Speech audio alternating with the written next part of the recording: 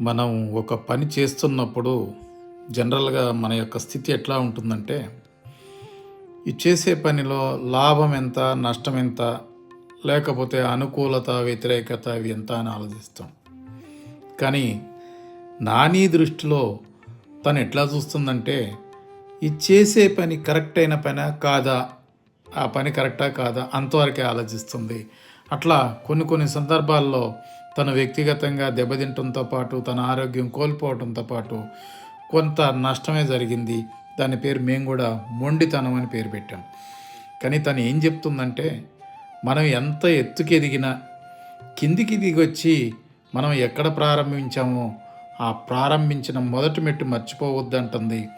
మనకి పొందటమే కాదు, ఇవ్వటం కూడా తెలవాలి అంటుంది. అదే నాని అసలైన ఆశయం అని కూడా మనం చెప్పుకో